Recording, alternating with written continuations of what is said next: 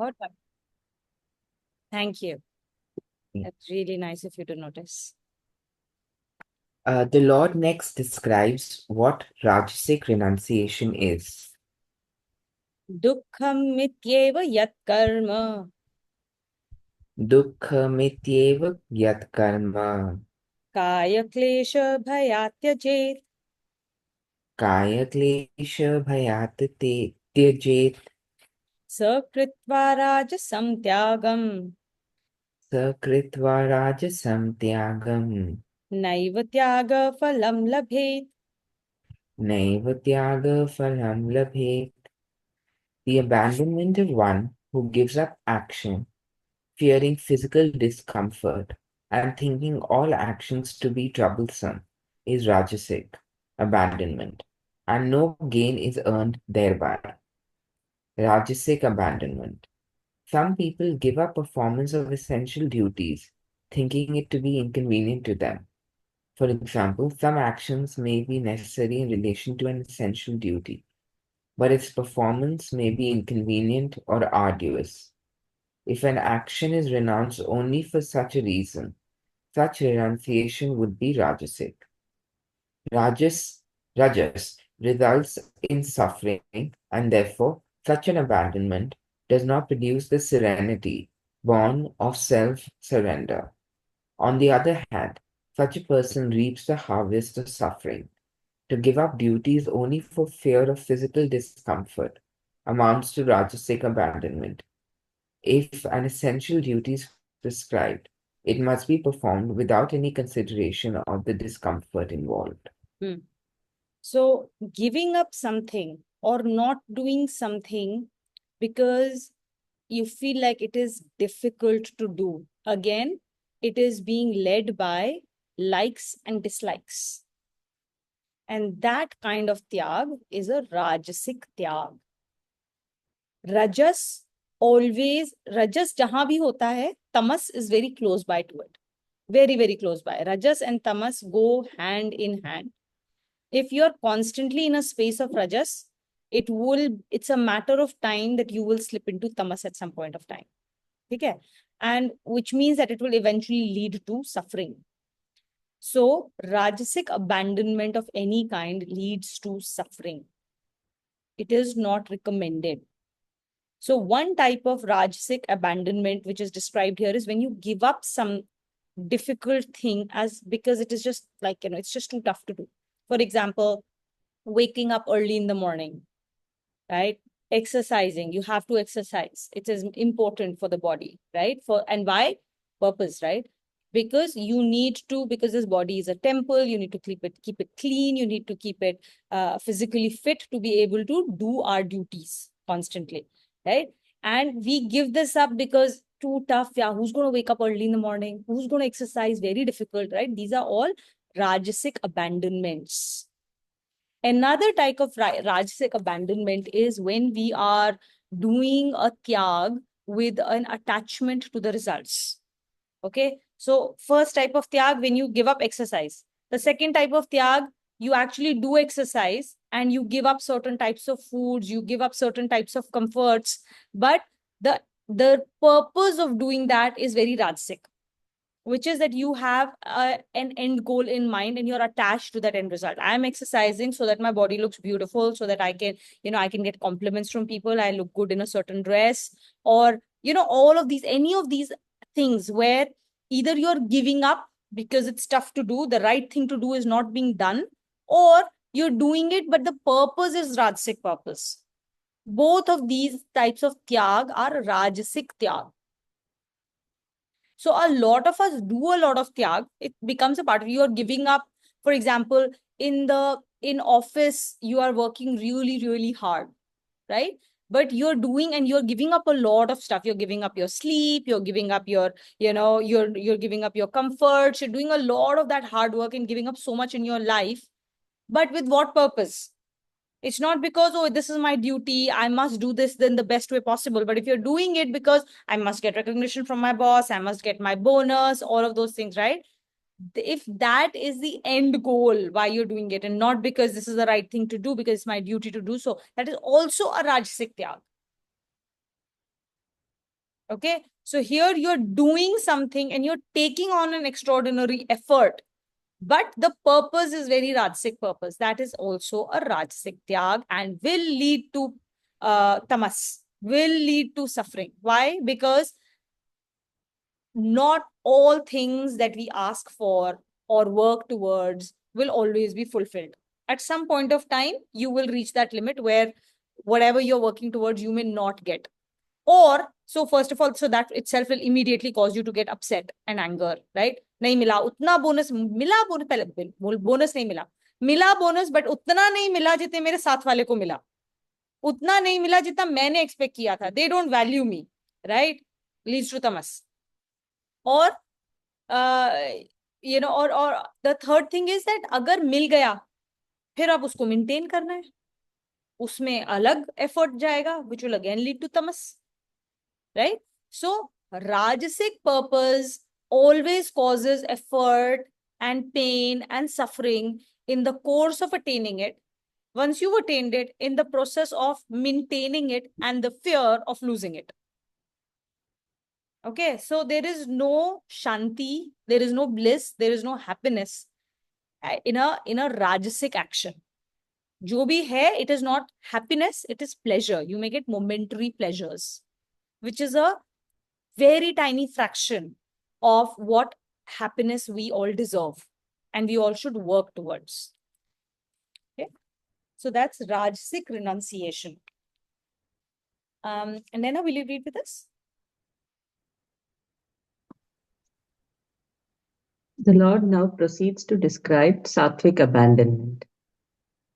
Karyamityeva yat karma Karyamityeva yat karma niyatam kriyate arjuna niyatam kriyate arjuna sangam tyaktva phalam chaiva sangham tyaktva phalam chaiva satyaga satviko matah.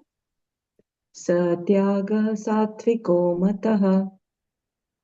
Arjuna, if a bounden duty is performed regarding it as obligatory, abandoning involvement in it and in its results, such an abandonment would be sattvic in my opinion. Abandonment of liking inaction and of solicitude for its results. In this shloka, the Lord emphasizes three important points. The first point is that in every situation, the point to be determined immediately is what duty is to be performed for meeting the requirements of that situation. If in determining duty, anger, covetousness, and passion are avoided, and actions pertaining to the duty would generally conform to scriptural mandates, the second point pertains to the choice of the course of action. The course should not be chosen just because it is to the liking of the performer, but only on the basis of being necessary for the efficient discharge of duty. This can easily be tested by judging what is appropriate for the occasion and not basing action on liking alone. The third point is that there should not be any solicitude for the result of the action.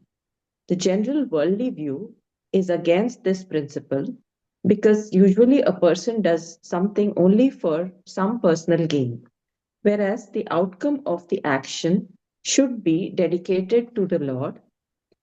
After such dedication, the outcome may be partaken as a beneficence of the Lord. For example, whatever is earned by righteous action should be gratefully acknowledged as the Lord's beneficence and used for maintenance of the family, for service to saints, and for guests, and for other righteous requirements. Actions done in this manner never have a binding effect. The Lord says that abandonment of sense of liking in action and of covetousness of the outcome constitutes sattvic abandonment in the performance of action. The most important thing here Bhagwan Ji is telling us is ki see, now we're in 18th chapter. So here when he's talking about tyag, At no point of time has he referred to any particular action, right? He's not talking about त्याग as an action. कि खाना give up करो, आप alcohol give up करो, आप non-veg give up करो, onion garlic give up करो, या अपना सुबह सुबह उठ. Like nowhere is he talking about actions. Okay, this is part of the first 6 chapters. Right? It's a base layer, like Maslow's hierarchy ka base hygiene layers, right? He's not talking about that anymore, right? He's saying, yaar, physical to hame karna hi hai. Now he's talking about abandonment at a level of purpose and bhav. That everything in chapter 18, like it has got nothing to do with physical. Physical, it's like, ye to ho chuka. Now you are Arjuna of 18th chapter. Here I will only talk to you at a very high level, at a level of purpose and bhav, because that is the most important thing. So he's saying the tyag that I think is sattvic, irrespective of your actions, is not tyag of some physical activity or a thing. It's the giving up of your involvement. I did this. That concept of I-ness and my-ness is what we need to give up. The concept of I-ness, that I did it, your involvement in a particular course of action, that needs to be given up when you're doing an action. And my-ness, which is at the end of the action, whatever are the results, a covetousness for that result. These are the 2 things we need to give up, irrespective of what we are doing. Whatever action you're doing, in whatever aspect of life, if you give up these 2, then you are going to be in a space of sattvic tyag. This is the only sattvic tyag that he's talking about. Giving up your sense of self and your sense of ego. That is Ravan. Bhagwan ji describes this whole concept of I-ness, कि ये मैंने किया और मेरी वजह से कुछ हो रहा है. That concept is Ravan's concept. So he's saying, give up that Ravanness inside of you and give up the attachment to the results. जो भी result हो उस action का, did you do it to the best of your abilities? Did you do it with the best of whatever was available to you in the circumstances that were available to you, and you did it without any sense of likes or dislikes about your action? You did not do or not do something because of your likes or dislikes. You just did something as a bounden duty, and you did it with a calm space of mind. There is no anger, there is no anxiety, there is no fear. If you are feeling any of these strong emotions, then you're in a Rajasic mind space. And whatever actions you will do, whatever tyag you will do, it is going to be a Rajasic abandonment or a Rajasic action. Which is why you've heard several times, कि अगर गुस्सा है तो शांत होके, don't make a decision if you're angry or upset. Always calm down before making a decision, because the whole idea is that when you're calm and you're peaceful, you're in a sattvic space. And from a sattvic space, you will come out sattvic actions. From a Rajasic space, only Rajasic plants will fructify. Okay?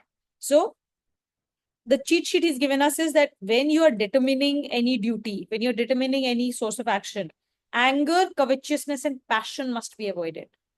So these are the 3 things you have to look in yourself. Am I angry? Okay. Covetousness leads to anxiety or fear, because you are attaching yourself to an end result. That's something you want or you definitely don't want. So are you feeling anxiety of any kind? Are you feeling fear of any kind? Or are you feeling passion of any kind? Right?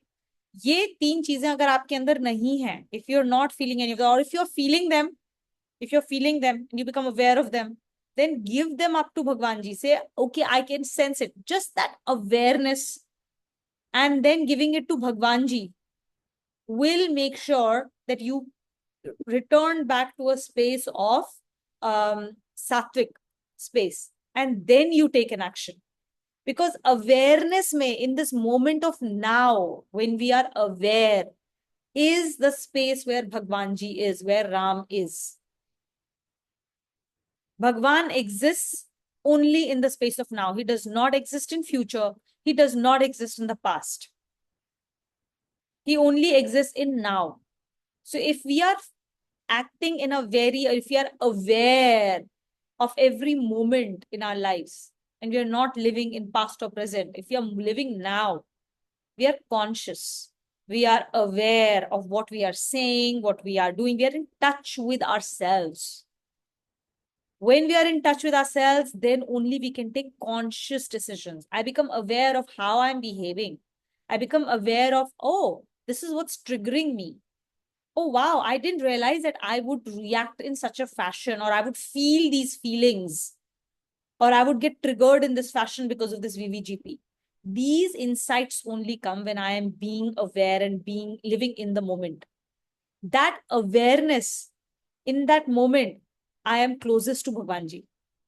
And in that moment, if I give this up to Bhagwanji, he will ensure that all those issues get resolved. He is the one who will kill these demons, not me. I have no ability to kill my own demons. The only thing I can do is be aware, watch, and give it up to Bhagwanji and request his help. And then he will take on from there. Okay? So if we can be aware and make sure that whenever we are determining our duty, whenever we are doing any action, if we make sure that we are not angry, we're not anxious, we're not fearful, we're not passionate or attached, if we can make sure that none of that is in place, and we do a duty based on this is what I should do, this is what will make Bhagwanji happy, and I'm not doing it, he is doing it through me, I'm just an agent doing his work, and with that attitude I do it, the amount of peace and calmness that you will feel doing however small or big an action you will do, that peace and calmness is your testament to you acting in from a space of sattvicness. And that tyag, whatever tyag you do in that moment, is the sattvic tyag, because you've done the tyag already. You've done the tyag of your I-ness, and you've done the tyag of your minus by being aware and by giving it to Bhagwanji. That is what he's asking for. Okay. Okay. Prem, will you read with us? Sure. Now the Lord speaks of a very important consideration which shows the attitude of a person whose abandonment is sattvic. Na dveshtya kushalam karma. Na dvesha yakushalam karma. Kushale nanu shajjate. Kushalale nana ujasate. Kushale Nanu shajjate. nanu shajjate. Tyagi Tyagi sattva sattva samavishtaha. samavishtava. Medhavi Medavi chinna samshayaha. chinna sammayashaha. One who neither hates wrong actions and also has no fondness for the right actions is said to be the renouncer absorbed in purity, firm of understanding, and one who has resolved all doubts. Detached performance of duty is the basic sattvic abandonment. In this shloka, mention has been made of right and wrong actions.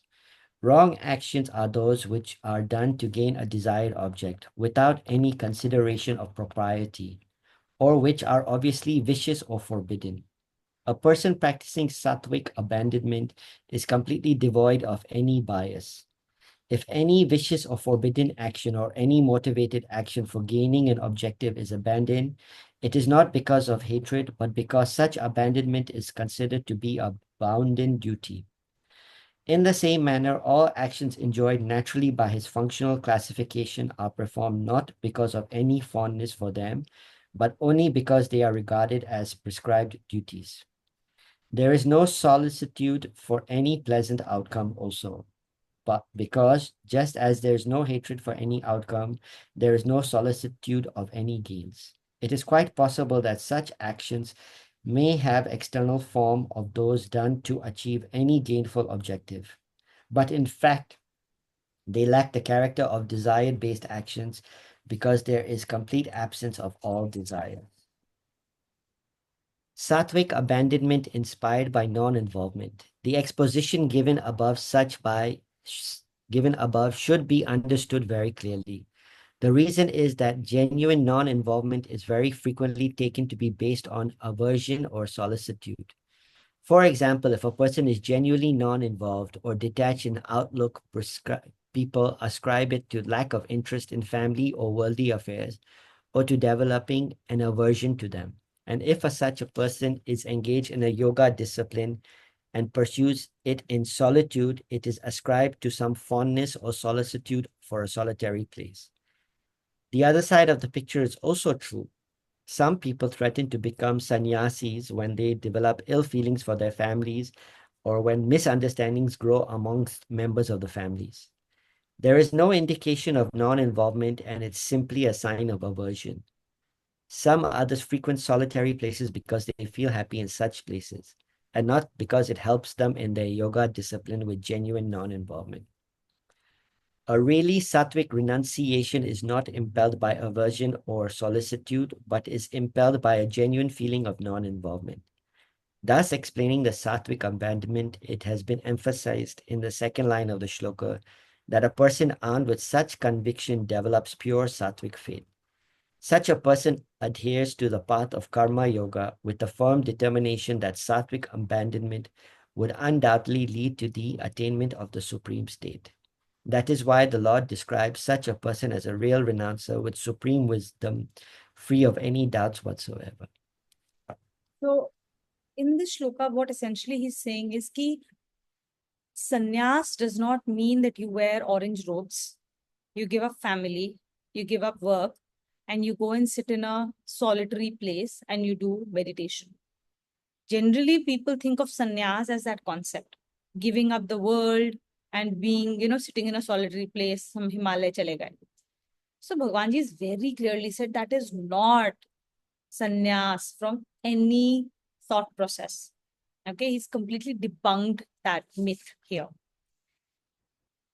And then he says that when you give up, so there are prescribed actions, right? In the yoga discipline, the first 6 chapters, there are a lot of like do's and don'ts, the yams, the niyams that are prescribed.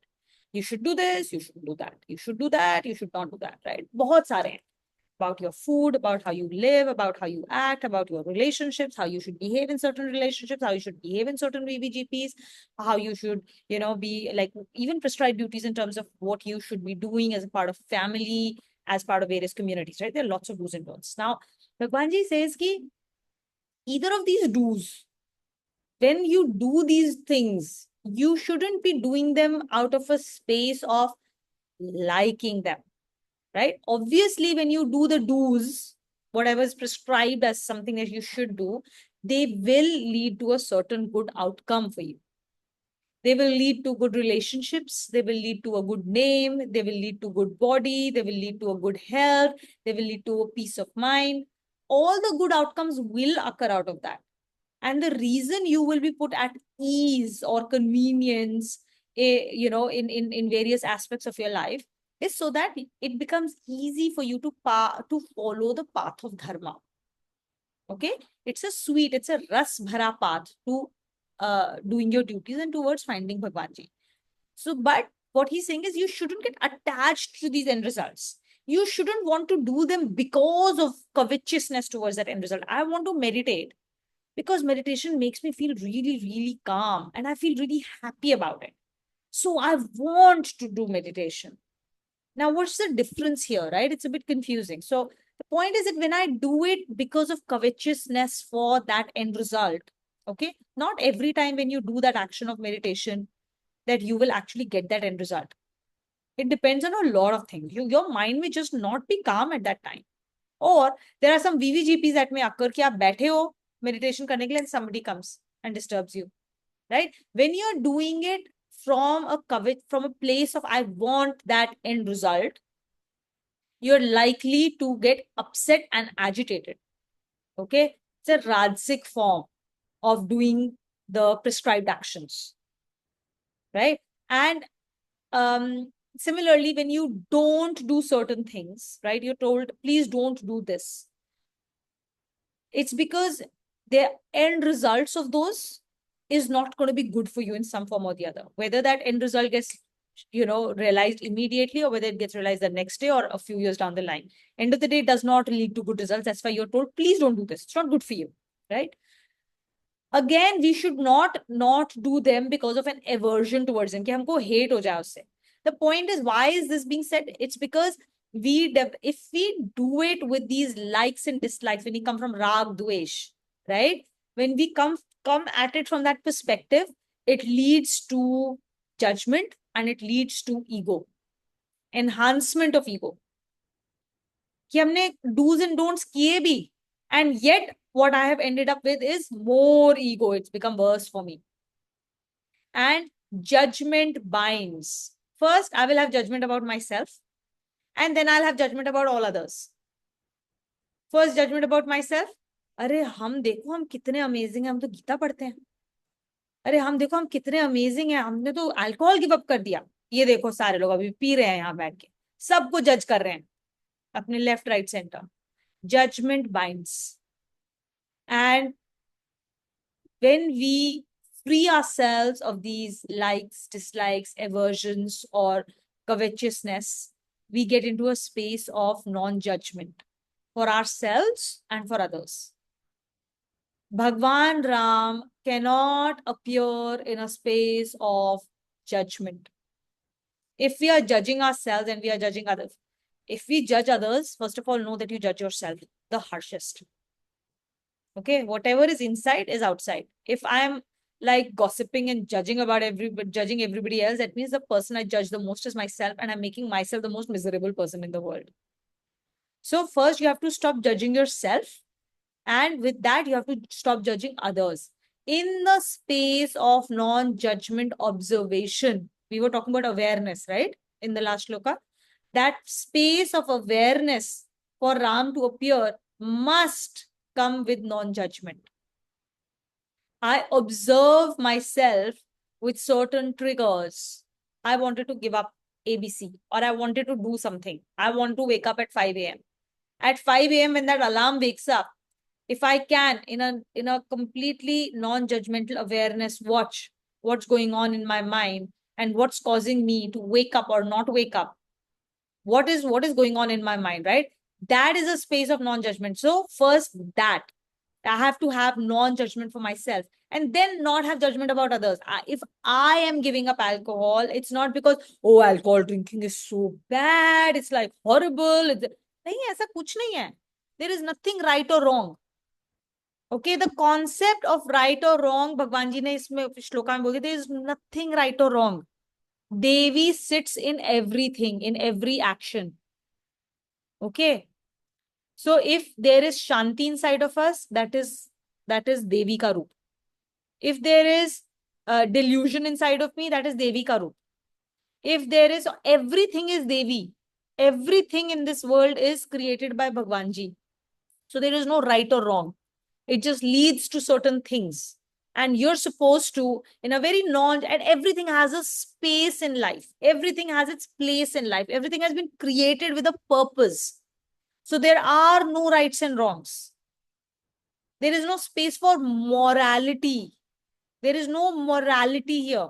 Okay, morality from a point of view of the way we understand in the society. Bhagwan Ji says कि morality from that point of view of judgment, छोड़ दो. बिल्कुल छोड़ दो. There is no space for judgment. There is no place for rights and wrongs. Don't get into a space of वो सही है, वो गलत. हमारी सारी जिंदगी इसी में निकल जाती है. Rights and wrongs. हम पहले अपने आप को right and wrong करते हैं, फिर हम अपने बच्चों को right and wrong करते हैं, अपने spouse को right and wrong करते हैं, फिर सारी दुनिया को right and wrong करते हैं, अपने parents को right and wrong करते हैं, अपने in-laws को right and wrong करते हैं, और फिर अपने सारे colleagues को right and wrong करते हैं. That right and wrong को भूल जाओ, judgments को भूल जाओ. Because judgments and rights and wrongs comes from a space of liking or disliking. So we have to give that up. So before we do an action, there has to be a tyag of asakti. There has to be a tyag of attachments. Asakti, covetousness. That's the better word. So before we start an action, there must be a tyag of covetousness. During the action, there should be a tyag of rag and dvesh, likes and dislikes. And after the action, there should be a tyag of karmfal, attachment to any kind of result. These three tyags are sattvic tyag. Okay. See, this is actually very, very important, because all of us very quickly, when we start looking at this is the right thing to do and wrong thing to do, this is a prescribed action, this is a non-prescribed action. The moment we think of prescribed action and non-prescribed action, very quickly we attach rights and wrong labels to it. We immediately say this is the right thing to do, this is the wrong thing to do. There's nothing like right or wrong here. There's nothing right and wrong. You do an action, this is the result that will follow. That's it. Do you want to go through that result? Then go follow it. You don't want that result? Then don't follow it. What is your end goal in life?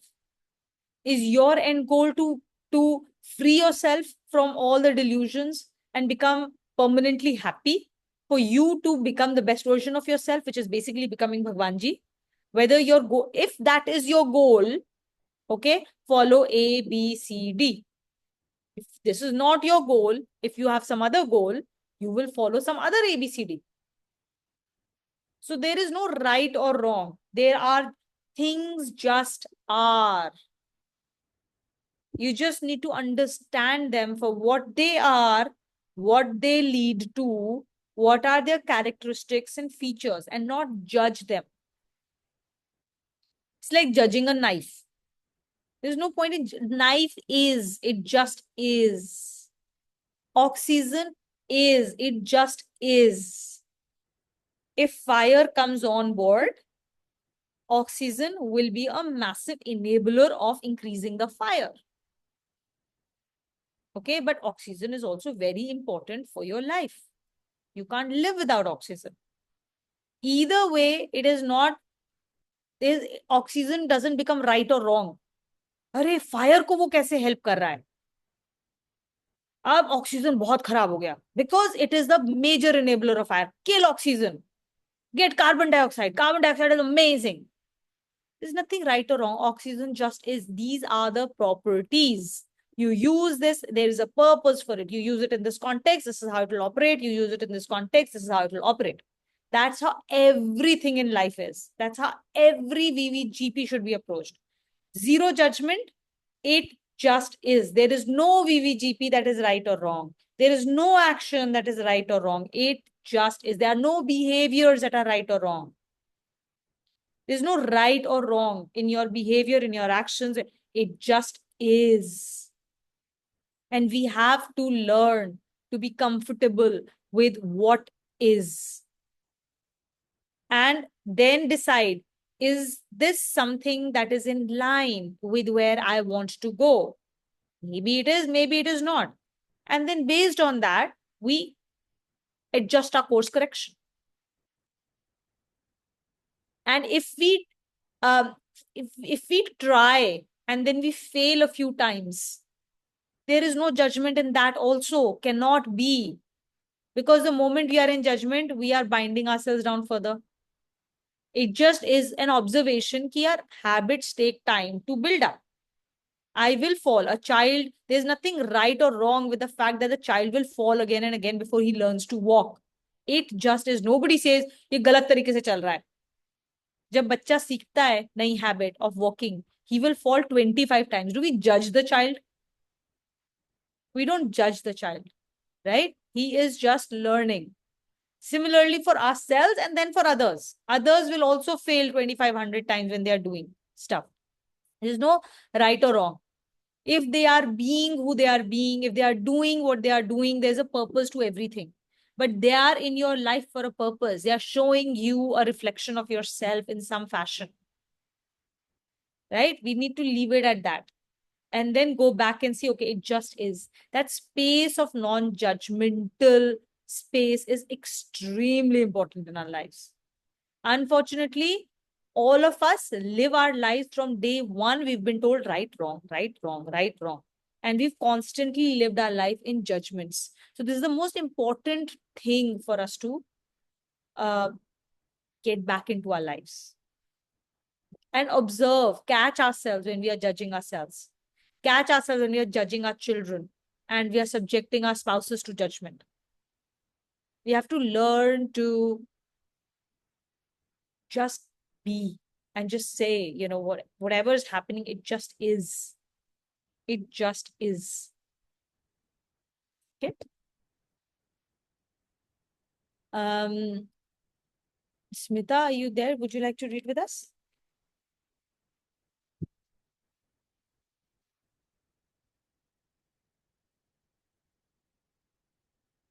Yeah. Hi, I'm there. Yes. I'll read.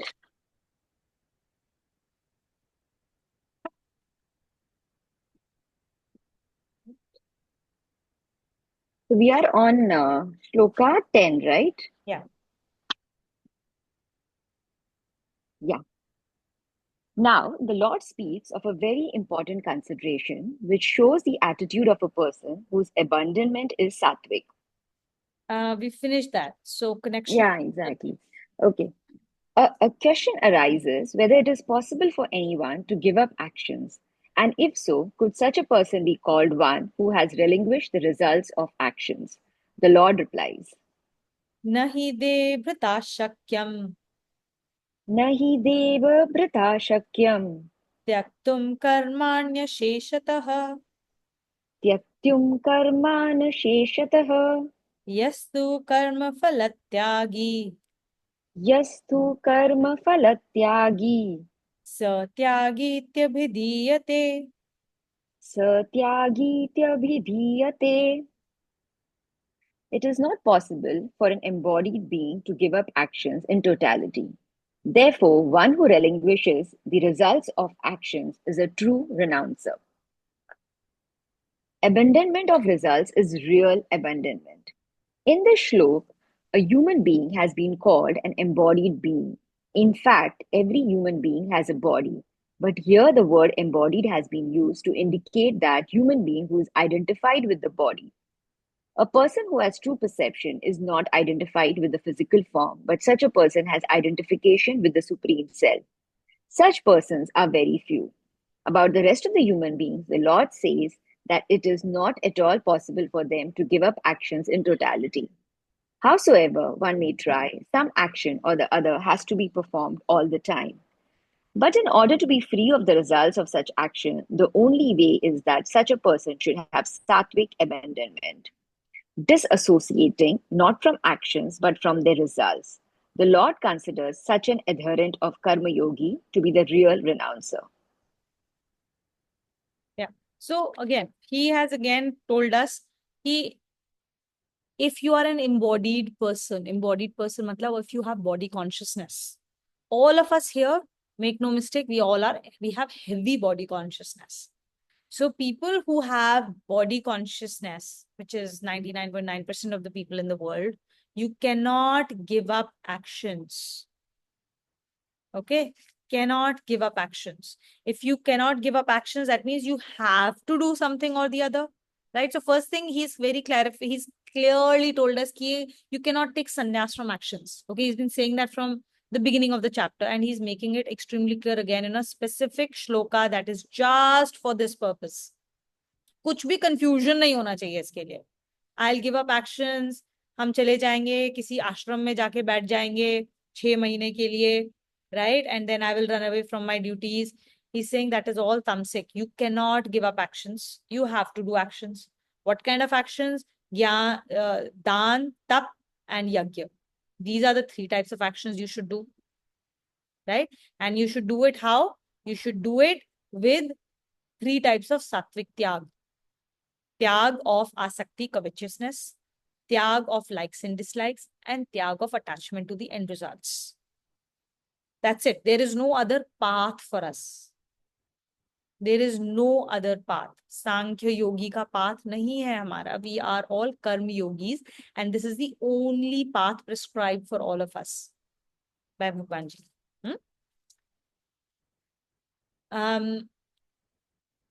Yeah, I think we'll move on from here. Anita, do you want to read with us? Yes.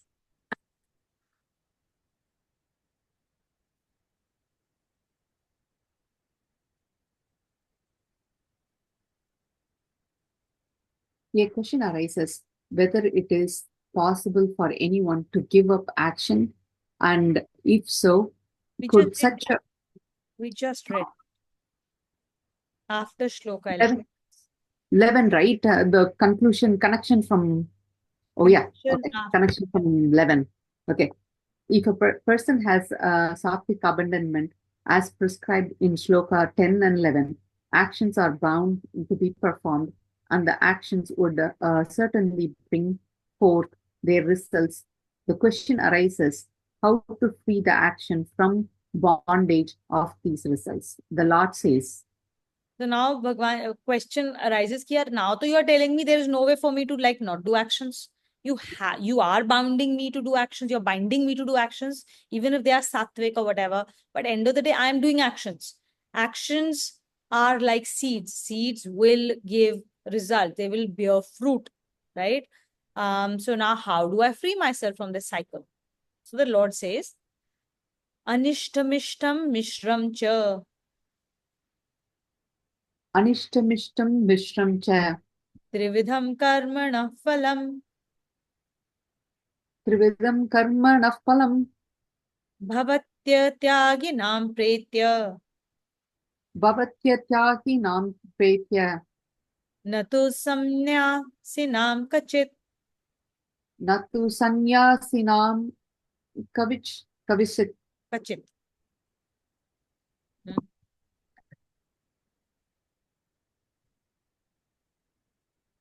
The threefold results of action, pleasant, unpleasant, and mixed, occur even after death to those who lack true abandonment, but not to all true renouncers.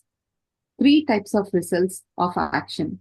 In this sloka, the Lord clearly says down that a person whose mind is saturated with the spirit of sattvic abandonment is not bound by the result of such actions, but all the other persons have to undergo the result of their actions even after their death. The power of experiencing the stimuli lies in the subtle body of death. The power of experiencing the stimuli lies in the subtle body of individualized self, which continues even after the gross physical body dies. There should not be any delusion that death would relieve one of experiencing the results of one's action. Such results are of three types: pleasant, unpleasant, and mixed. All these experiences of human life fall in these three categories, and these two are also results of actions in the past lives.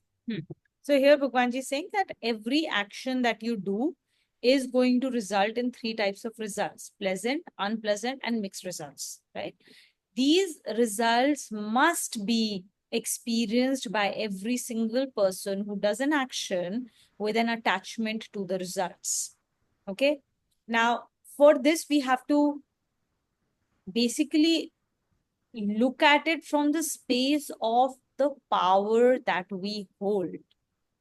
Bhagwanji has made us in his own image. We get what we ask for. Okay. The problem is that we don't know sometimes what we ask for is good or bad. We are like children who don't understand the way the world works. Okay. And we've not spent enough time contemplating on how the world works.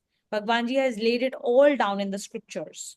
If we really understand and read the scriptures, contemplate upon it, we will really understand how the world works. And so we'll know what is good for us, what is not good for us. The point is that we don't do enough of that.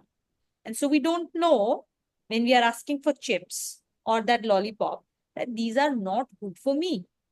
I should rather ask for an apple because that's actually good for me. We don't understand those things. But Bhagwan Ji has made us extremely powerful in his own image. So he says, whatever you ask for, you will get. If you ask for the result, I want that, I want that, I want that, I don't want that, I don't want that, I don't want that. If we have that covetousness, then whatever are the results of the action based on the inputs to that action, right? The results that accrue, you will get because you asked for the result. But if you don't ask for the result and say, Bhagwan ji, मुझे result नहीं चाहिए, ये आपका है. There you go. It belongs to you, not to me. Because I am not the doer, you are the doer. You've created this thing, you've given me everything, you got the resources and the energy, it's yours. Bhagwan ji says, okay, tathastu. I'll take it. Right? So we have to, you have to understand how powerful we are and how quickly we give up our power when we blame VVGPs and other people in our lives. We have manifested everything in our lives and we will continue to manifest consciously or unconsciously. But Bhagwan Ji is saying, live your life consciously with full awareness in a space of non-judgment and create your life consciously. Don't create it unconsciously. Don't go through life living like you are sleeping. Right? Live it, really live it. And the only time you live life is when you are living it in the moment, when you're being present. When you're not being present, you're not really living life. Okay? So he's basically saying another thing he's saying is the whole concept of YOLO he's debunked. Okay, you don't just live once. Death does not relieve you of the results of your actions. Whatever actions we accrue, uske jo prarabdh hain, they sit with our subtle body, right? Our mind, ego, our chit, all of this is put together in our subtle body, and when the time is right, it will embody itself again in another form, in another body, for us to experience all of some part of that Sanchit Prarabdha that I take. Okay, so now then the question becomes, okay, then why, if I am so powerful, why don't I manifest everything in my life? It's because the actual manifestation is not just a function of what I want. Okay, it is a function of what I want, and what my intent is one of the inputs. The other input is the VVGP I am put into it. I'm put in because of my prarabdha. The third input is my own prarabdha. What have I done so far and what am I supposed to experience? And the fourth prarabdha is the effort I actually put into it. Intention to bahut hai. Do I actually put the effort to get that? Right? So all of these inputs will go in to create a result. If we work intentionally and increase the power of, if we increase our willpower, right? What is our willpower? To be able to tell my mind that, boss, you will not work as per your likes and dislikes. You will do what the intellect tells you. If I'm telling you to study right now, you will study. If I tell you to sleep right now, you will sleep. You will not go and watch Netflix. You need sleep right now. Go sleep. It's 1 o'clock at night. Bad time to watch Netflix. Sleep. I will sleep because it's good for you. Right? So the more willpower I have, the more power of manifestation becomes actuated. Because then my willpower will get all my actions done correctly. हमारे तो actions ही pure नहीं हो पाते. Because willpower ही नहीं है ना? Sign up कर लिया हमने, gym में कितनी बार जाएंगे? I have signed up for 10 sessions. You end up with 4 sessions. And Kavita will know, right? Kavita will know. So the point is, willpower, we have the willpower. Do we use it properly? And do we know how to use it properly? Do we know what we are asking for? All of these things chip away at the godliness that we have inside of us, the power that we have inside of us. And कौन chip away करता है? हम ही chip away करते हैं अपने ही उसको. अपने ही हम लोग अपनी पावर को गिव अप करते रहते हैं every day through our thoughts, words and actions. And Bhagwan Ji says, take it all back. You are a son of God. You are a daughter of God. You are Bhagwan ji. Say, Aham Brahmasmi. You are me. हम लोग realize ही नहीं करते हैं.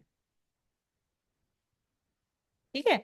So all of this will come back to us. He's saying, own your power by looking inside and not outside. By being in the moment rather than being in future or in past. Okay.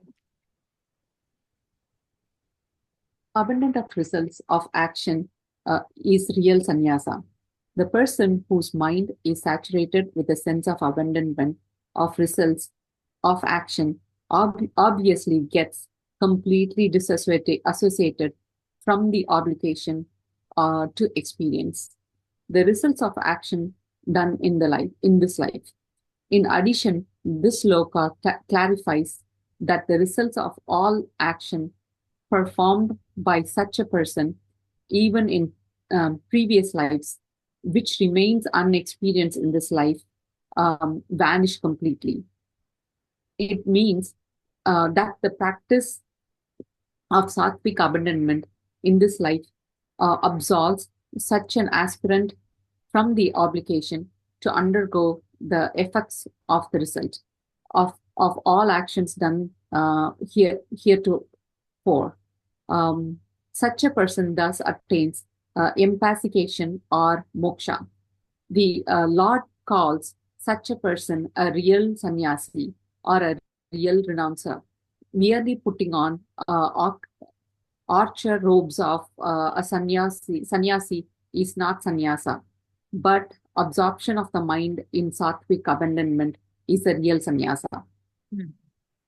So Bhagwan ji is saying that when we give up association with the result, when we give up, those three types of sattvic tyag, when we do before the action, during the action, and after the action, if we can stay in that space, then whatever the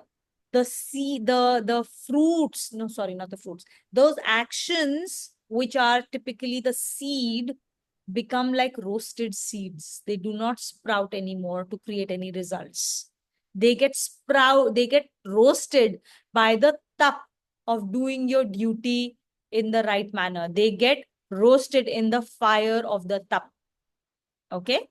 So that is the real abandonment. And such a person is now not going to experience any fruits of their actions. That's one.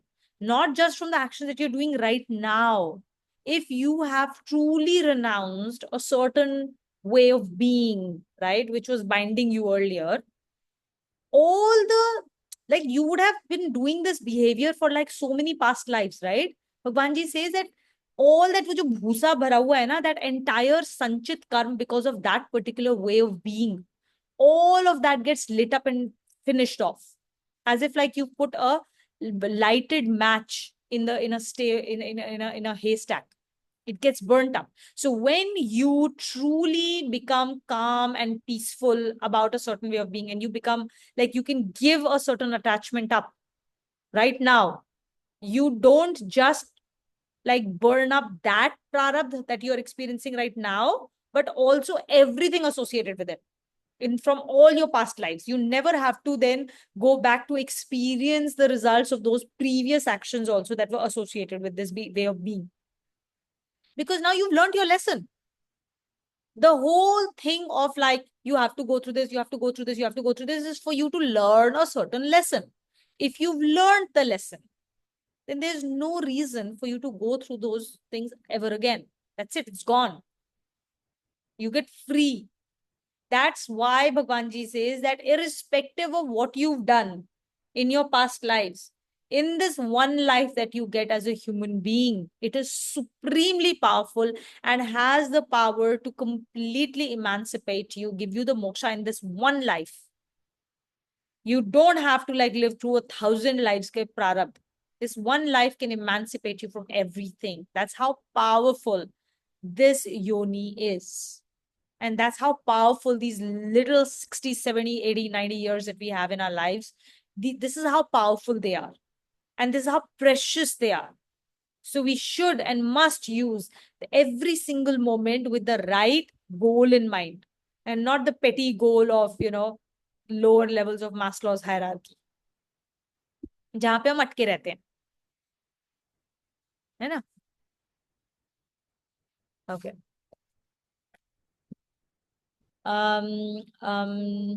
Kavita, you want to read the next one?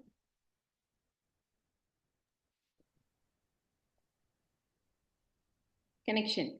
Thus, extolling the importance of sattvic abandonment, the Lord clarifies why a person practicing karma yoga with such an abandonment easily achieves emancipation even while discharging all the worldly duties.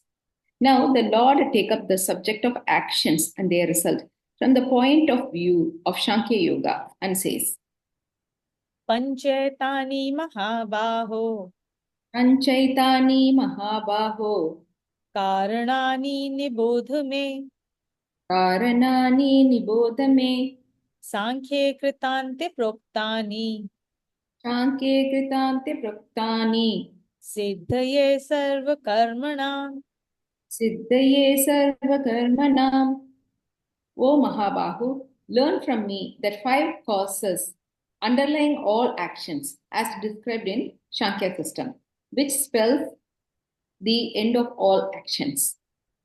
The causative factors of actions. In this shloka, the Lord refers to that portion of Shankya system in which the result of actions has been dealt with. The Shankya yogi is supposed to be posited in an indistinguishable identity with the Supreme Self, and as such, for him, nature with its phenomena, born of ignorance and delusion, ceases to exist. All that occurs is an illusion created by action and interaction of the gunas of nature. The self is totally uninvolved with them and is therefore a non-doer. Clear knowledge of these principles on which this non-doership of actions is based can be possible only if the factors of governing the result of actions are comprehended clearly. The factors are 5 in number and brief discussions on the subject follows. So basically, Bhagwanji is saying that there are 5 causative factors for all the actions, which is what he's going to expound upon in the next shloka. And here he clarifies ki, see, abhi tak he's been talking about all of us who have body consciousness, right? Now he's talking about a Sankhya yogi. Sankhya yogi is somebody who does not have body consciousness. He has Krishna consciousness. So he does not identify with this body at all. He identifies only with Bhagwanji. He has superseded this body and everything associated with him. So whatever happens with the body, for him it is gun se baratte hain. We read that in chapter 2, right? From the Sankhya yogi's point of view, when the gunas will come together, there are rules of this nature. Okay, the rules of the nature will play itself. You put a certain input, that rules of the nature will play itself and an output will come out. And that's all that he looks at this world as. There is no concept of I-ness, minus, because wo hai hi nahi. There's no body consciousness, there's no ego there at all. His ego is completely assimilated with Bhagwanji. So he lives in Krishna consciousness, completely oblivious of body. Okay? So, and because he's completely oblivious of his body, whatever actions his body does, the results don't accrue to him. The results accrue to the doer. The doer is Bhagwanji, because that's the consciousness from which such a person is operating. It's just something that, we can understand, I think, only at a very intellectual level. We can't even begin to comprehend what it is like to have Krishna consciousness, to be honest, right? So it's just something for us to intellectually understand, okay, this is what it is. But honestly, we can never experience it because we all have massive amount of tamas inside of us with this body. Just the fact that we have this body consciousness is massive, massive amounts of tamas. And that's the truth. There are tons of tamas, we have tons of rajas in us. And then our job is to increase the amount of sattva in us as much as we can, and then continue to put sattva in the driver's seat. And then things will take care of itself. That's the journey that we all have. So I think these 5 factors are going to take time to go through. So we'll take it in the next class. which will not happen next Sunday because again we'll be traveling unfortunately in the morning time. So the next Sunday we won't have a class, but we'll have the one after that in which we will go through the next few shlokas. Okay, so we'll stop the class for today and we'll take a round of takeaways.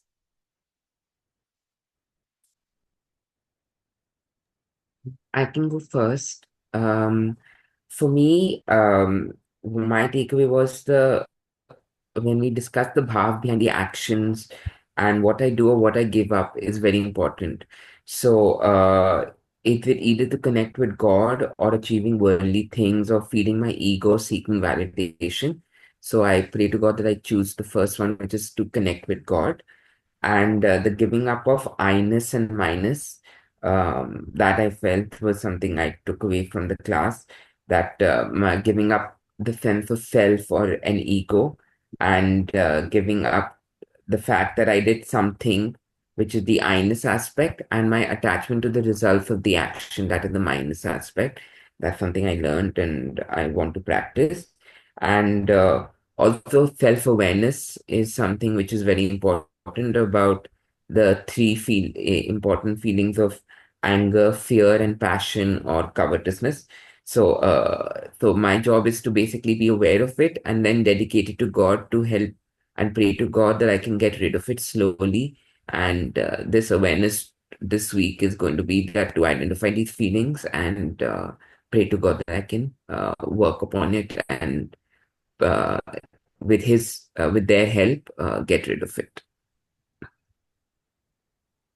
Thank you. Thanks.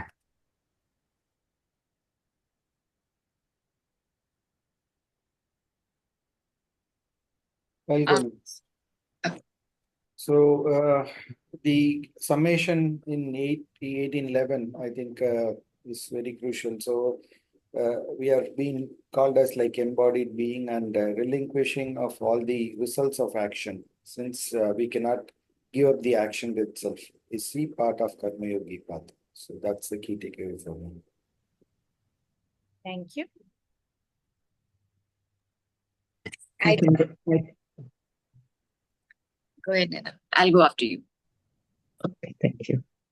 Yeah, for me, the part where the judgment comes in was very crucial. I think that's where it's heading right now. Everything either I'm looking at is it as good or bad and things like that. So the judgment where in 1810, where he spoke about the judgment and rising above what is right and what is wrong, and just looking at it as what it is, and if it works for you, you go for it, or just let it go and move on. So that's where I have to work on, because I see myself judging things as good, bad, and then sometimes it comes out verbally also. So that's where I have to hold on to and work on it.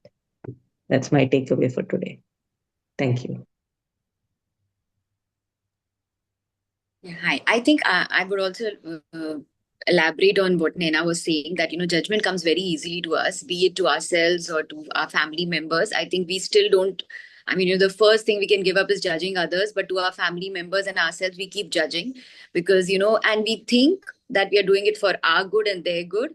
But I think, so then there is all those VVGPs, because these are all VVGPs, right? So, if we have to act on something, one, we do not have to act, right? If somebody is doing, be it our kids or, if it's our duty to kind of to show them the right direction, then we should. Otherwise, we should just let it be, is what, and accept it that, this is how it is. Because I think that's where, when you feel that you want to correct things, because your knowledge and understanding is superior to others, is where I think the problem comes, that, you want to correct, but it never leads to a good outcome, right? Because everybody has their own way of looking at things, be it kids or anyone.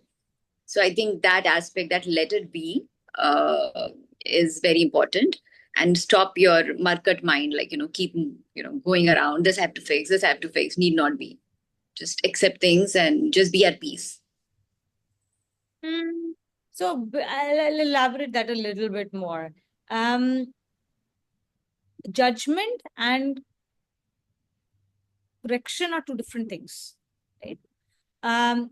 If you are in a phase of life where you have the duty to provide guidance to someone, whether it is your colleagues or your people who report into you or your children, right? If you're in a space of authority where your duty is to guide people in a certain way of, like, certain things of life, then you're not doing your duty if you're not guiding them.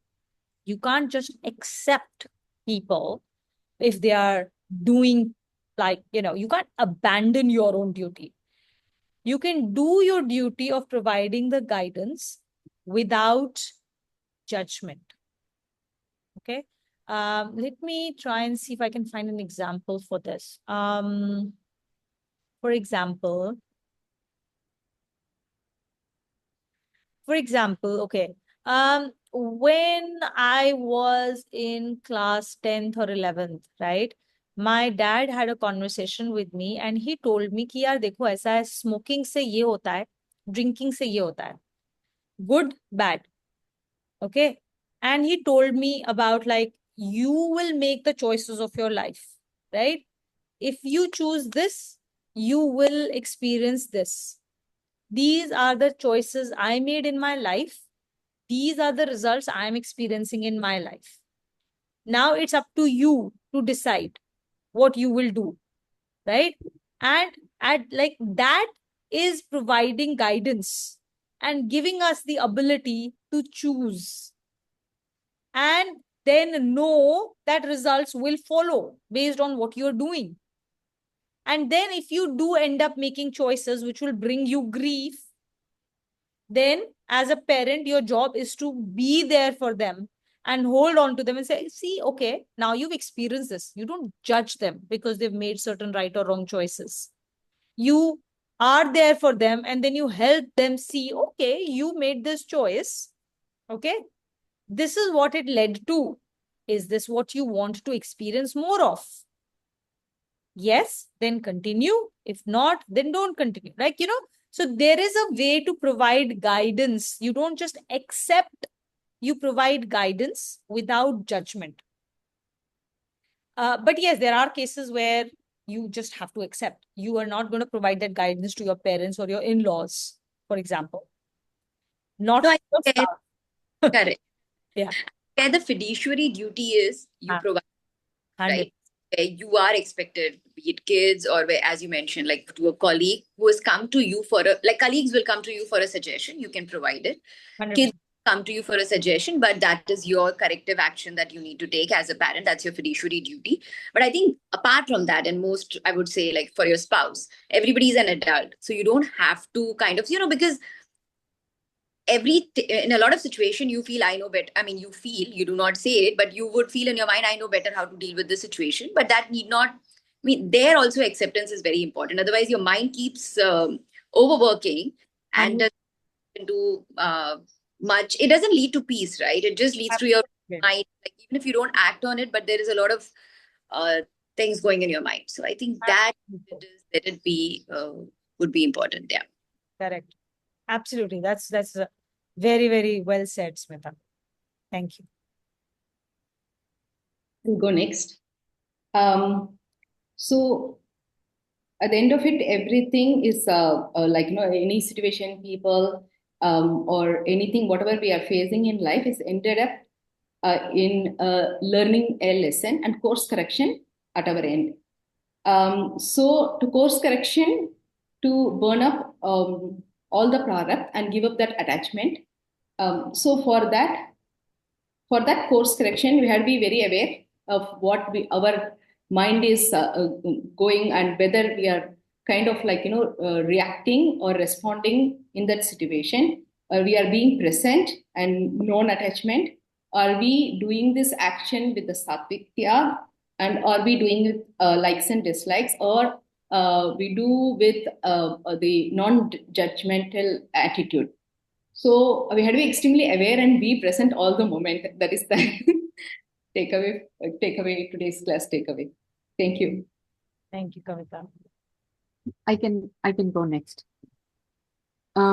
So judgment and attachment binds us to the results. So we need to be aware of what we are what we are doing in life. So we needed to not relate to the result of the action. We have to focus. Everything is like with the Tyag Buddhi, we'll have to approach each and every aspect of life. We have to stay in present and being aware of things we do primarily. And I like the way that you said the actions can be, three types like Yajna, Tap, and Dan. That we'll have to focus on those more. Thank you, Anita. I'll go next.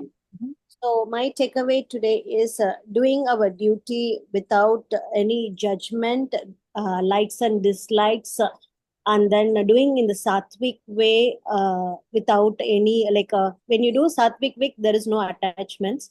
But that is the difficulty is every present. You have to bring the mind in the present, right? Like the consciousness, every moment.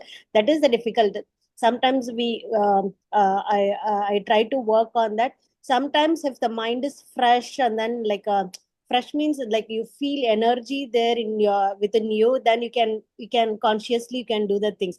But the energy low in the body, then that time only you can get angry, you can get the judgment because of the energy level is low in the body. Then it happens actually. So I try to maintain my energy level throughout the day, and then doing, because the energy level is low, you cannot consciously think about anything, right? So I'm trying to bring the energy level every day, every minute.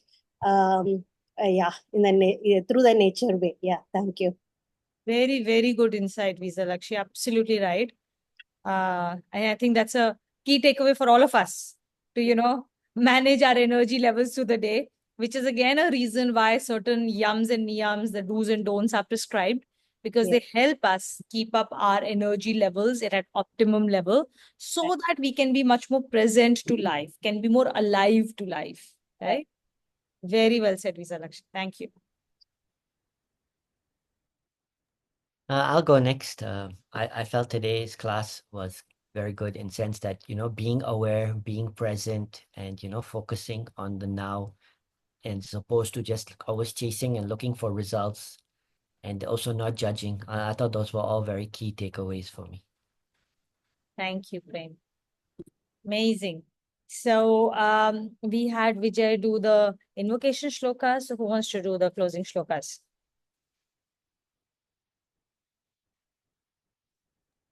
I can do that.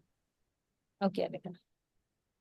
Om Sarvesham Swastirбhavatu Sarvesham Shantirbhavatu Sarvesham Purnam Bhavatu Sarvesham Mangalam Bhavatu Om Shanti Shanti Shanti Om Sarve Bhavantu Sukhinagar Sarve Santu Niramaya Sarve Bhadrani Pashyantu Ma Kasyit Dukha Bhavavet Om Asatoma Satkamaya Tamasoma Jyotirgamaya Mrityurma Amritam Gamaya Om Shanti Shanti Shanti Om Purnamada Purnamidam Purnat Purnamudachyate Purnasya Purnamadaya Purnamevavashishyate Om Shanti Shanti Shanti Om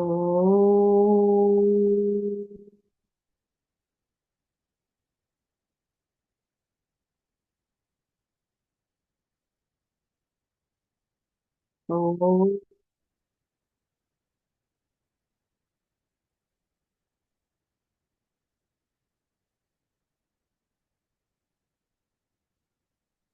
Om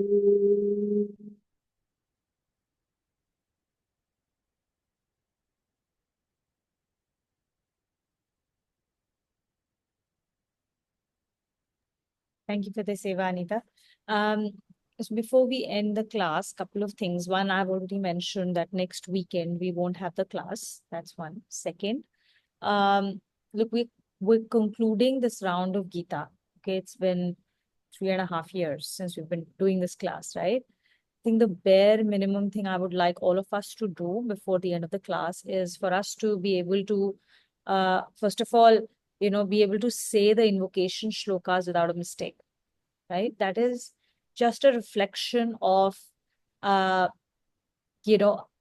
a reflection of the effort we are all putting in, because the way we do the uchcharan is extremely important, right? These mantras have a lot of energy.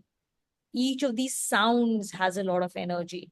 But for us to really get benefit of those energies, we need to say them in the right fashion.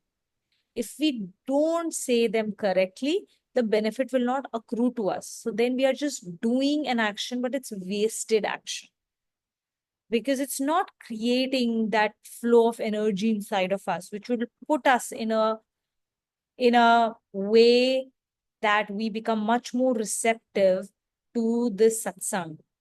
Okay, there are certain energies that are invoked at the beginning of the class, right? And when the energies are invoked, when they are invoked correctly, अगर आपको पानी चलाना है तो you have to open the tap. If you don't open it correctly, पानी आएगा ही नहीं ना. तो आप करते रहो कुछ भी, उससे पानी तो निकला नहीं, आपको पानी मिला नहीं. Correct? So we have to become aware of what we are doing and why we are doing it. Invocation shlokas are not being said as a ritual. Okay, it's not just some action that needs to be done. Invocation shlokas have a very specific meaning. So first we have to get to know the meaning of these shlokas. What are we doing? And when we are doing the invocation, like think of that meaning, be absorbed in that meaning, and do the uchcharan in the right fashion. When we do the uchcharan correctly and we are absorbed in the meaning, then we are purposefully placing ourselves in a space where the energies are being invoked. Saraswati is being invoked. Bhagwanji's grace is being invoked, so that he comes and then wo to apni grace barsayenge, but I am able to absorb that grace. I am able to actually absorb that grace in this moment. That 1 hour, 1.5 hours that I'm sitting here, I take the maximum benefit out of it, and it gets absorbed inside of me in such a fashion that I actually remember it when I have to use that knowledge. Okay? So this is the reason why certain invocation shlokas have been included. So they have to be, it is our duty towards our own selves to do it with that benefit. इतना सा तो time है हमारे पास जिंदगी में, इतना सा time है. अभी आया अभी चला गया. We are all whatever ages we are, we still feel like यार अभी तो हम छोटे से बच्चे थे और अब हम ये हो गए. Right? Similarly, one day this life will end. Every second is important, that we do it with conscious choice and we do it correctly, so that the benefit of that particular action accrues to us in the correct fashion. Okay? So let's become very, very aware. Go through the invocation shlokas. Learn to do the uchcharan, okay, correctly. Understand the meaning of it and keep that meaning in mind when you're doing it. We have to do everything with that mindfulness. Otherwise, uska koi benefit हमें मिलेगा नहीं. ठीक है? And when we start doing this in this one aspect of our lives, right? It's about action. Doing leads to being. Start here. And then that way of doing becomes our way of living every moment. Like take it outside of satsang. Do everything not as a ritual, as an activity that we're supposed to do. Do it with full mindfulness. खाना खा रहे हैं because हमको खाना है, या because मुझे ये tasty लगता है. तो हम टीवी देखकर खाना खा रहे हैं without paying any attention to what I'm consuming, right? ये सारी चीजें निकल जानी चाहिए. But we have to become very mindful of every action we take, why we take it, what is the purpose of taking it, and why am I living my life the way I'm living it. right? It has to come into every aspect of our life. Let's start at least practicing it with the invocation shlokas and have the responsibility that when I am going to invoke it for the rest of the class, if I don't invoke it correctly, then that grace मेरे को तो नहीं मिली, मैंने दूसरों के लिए भी नहीं किया, right? So all of us need to, I mean, I'm not saying this from again, it's not about right or wrong, right? It's about if you do it correctly, you will get a certain result. If you don't do it correctly, you will not get that result. It's from that space. Okay. So that's all that I wanted to bring to the attention. So it would be nice if all of us can put in that effort to learn the invocation shlokas properly and invoke them with the right intention, full presence and intention. And then take that way of that doing into every other aspect of our lives, smallest to smallest things. God lives in small details. Okay. Thank you so much. Narayan, everyone. Have a fantastic week ahead. I'll see you. Thank you so much. Narayan. Narayan. Thank you, Narayan. Narayan. Thank you.